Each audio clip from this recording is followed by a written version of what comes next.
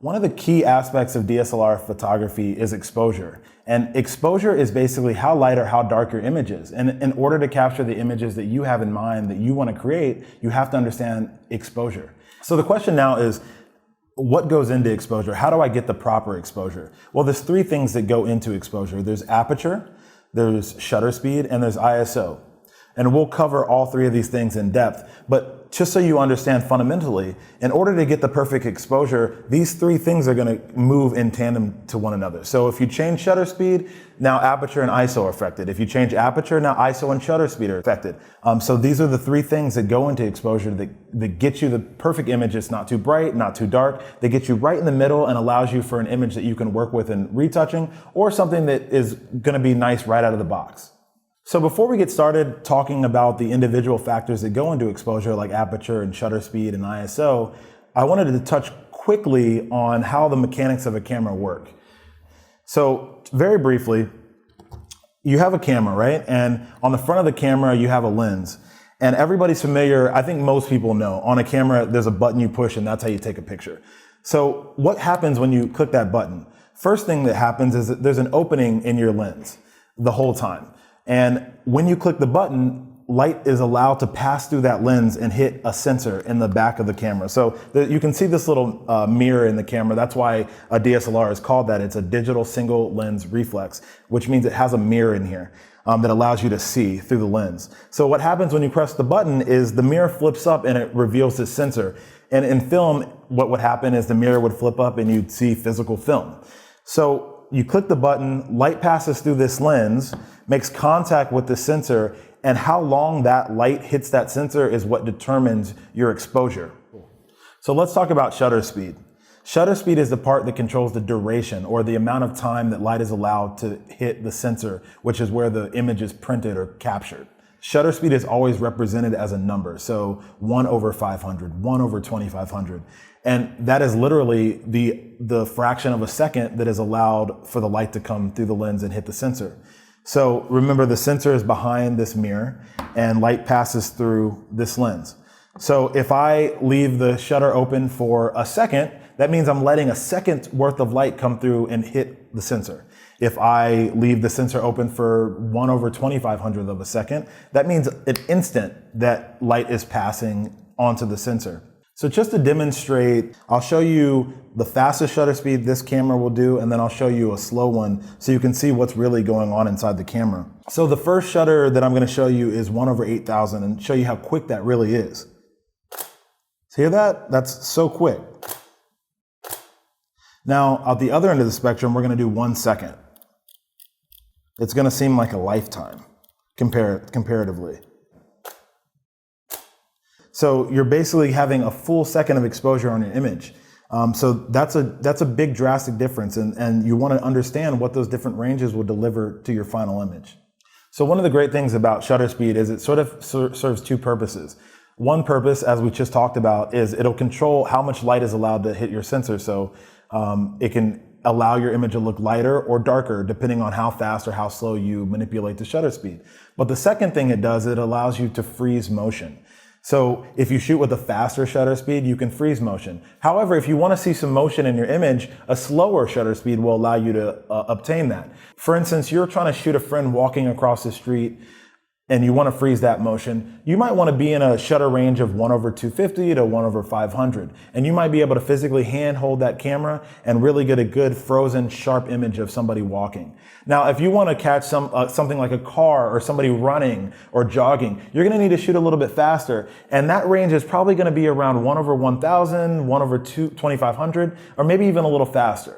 Now, on the other end of the spectrum, if you want to show a little blur but also keep your subject sharp, you might be somewhere in the range of 1/30. Say you're taking a picture of a beautiful waterfall and you want to make the water look smooth and silky, you might be at half a second. You might be at a full second.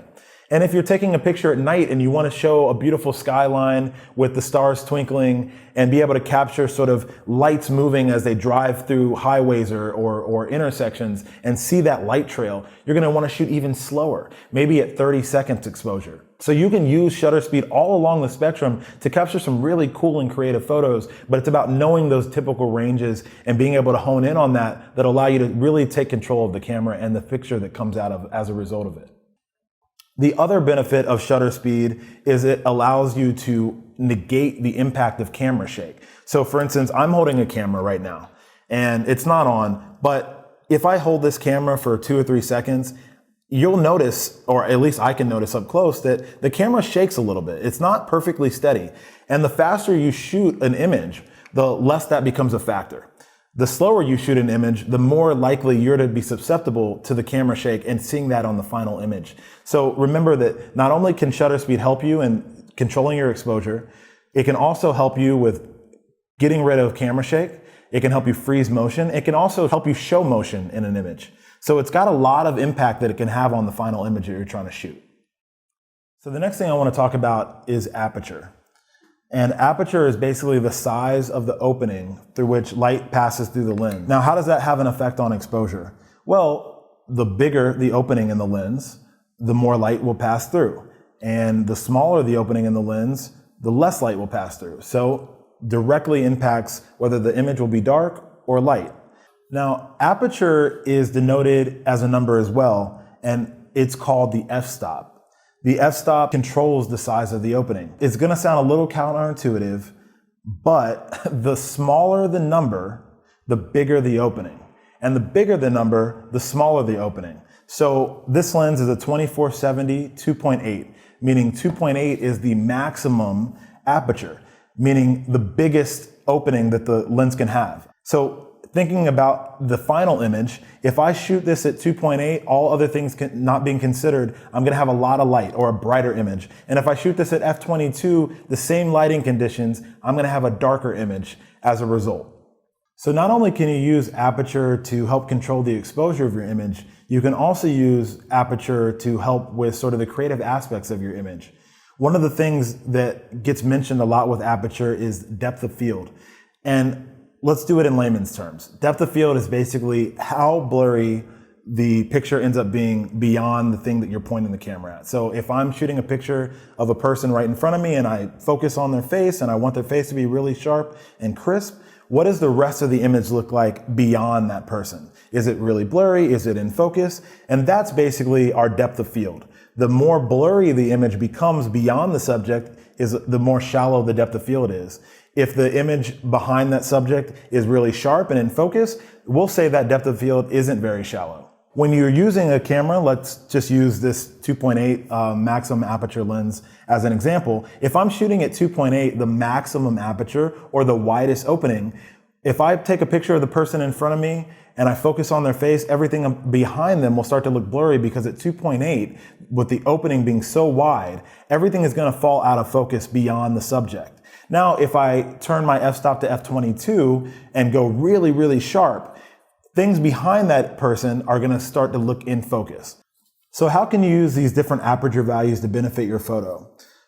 If you want to take a really cool portrait of somebody and you want that really cool, crisp, sharp look where the face is really in focus but everything is blurred out, which allows you to focus more on that person's emotion, you're going to want to shoot with a lower number or a higher aperture. So somewhere in the neighborhood, if you have a lens that goes all the way down to 1.2, somewhere between 1.2 and say 3.2. That's a good range to get a really good blur behind your subject, but to make sure your subject's still in focus. Now at the other end, if you want to do sort of a landscape or a group photo, you might want to shoot with a higher number or what we call a lower aperture. So let's go with a group of 3 or 4 people, and you want to make sure all their faces are in focus. I like to start somewhere in the neighborhood of 5.6 and then work all the way up to 8 or 11. That will guarantee, or will get closer to guaranteeing, that all your friends' faces will be in focus. Now, if you want to shoot an image in nature, say that waterfall we talked about earlier, and you're stepping back and trying to capture a big scene, you might at sometimes want to go cross above f11 and go somewhere in the neighborhood of f22, f18, and that'll ensure that you can get the most of the scene in focus and very sharp and crisp detail. Now, for most of us, we probably won't need to go above f11, and that's just fine. And for a lot of nature scenes, you won't need to go above f11 either. But those are a good sort of rule of thumb of what you need to do in order to catch these different instances. So remember, the lower number will get that beautiful blur when you're taking pictures of your friends up close for portraits. The middle numbers, 5, 6 to 8, will give you good results if you're trying to get a group of people in sharp focus. And then things around f8 and above are going to give you good shots if you're trying to look for those beautiful landscapes in good focus. So the last factor on the exposure triangle is ISO. For brevity, I'm going to just call it ISO. I like to think of ISO as the weapon of last resort. It's one of the things that you want to keep as low as possible, and let me explain why. So ISO basically affects the sensitivity that your sensor has to light, meaning the higher the number, the more sensitive, meaning brighter. The lower the number, the less sensitive it is to light, so the darker the image. The reason I call this the weapon of last resort is the higher the number goes, meaning let's just say it bottoms out at 100 and it goes all the way up to 3200. The higher you make that number, the more susceptible your final image will be to digital noise. And digital noise is similar to like in the film days of having heavier grain, except unfortunately digital noise doesn't look so great. It's not black and white, it's not monochromatic. It's literally these weird colors and grainy texture to your final image. And you want to try to avoid that. So that's why shooting a lower number is always going to be better. And that's why I also call this the weapon of last resort, because if you are in a situation where there's not enough light and you've already maxed out your aperture, meaning you're shooting at a lower number, a bigger opening in your aperture, you're shooting the slowest speed you can shoot on your shutter speed in order to handhold your camera but not deal with the camera shake, then the last thing you can possibly do is affect your ISO. So if you have to move your ISO to 1600, for instance, because you're shooting inside and the light's not that great, you're going to have a noisier image than if you were shooting outside in bright daylight with an ISO at 100. So you want to be aware of those things when you're shifting around the parameters of your exposure triangle. Most cameras in 2017 will be able to shoot anywhere from 100 ISO all the way up to 6400.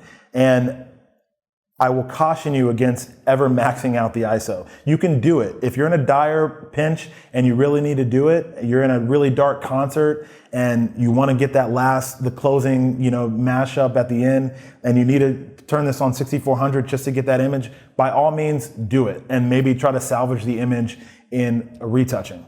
But if you can avoid it, most cameras that are of this quality, you're going to be stopped out at 1600. Cheaper cameras, probably 800, but I would probably, to be safe, try to stick to a range of 1 to 400. Now, if you do end up having a really awesome camera and you have to shoot at 1600 or 3200, then we'll talk about what you can do later on in the course to clean it up in retouching. But as a happy range, when you're outside, try to keep this thing at 100 ISO. If you switch to inside, try to keep it between 400 and 800. And if you're in a dire situation, 1600 would be the max that I would push your camera to get a really nice image.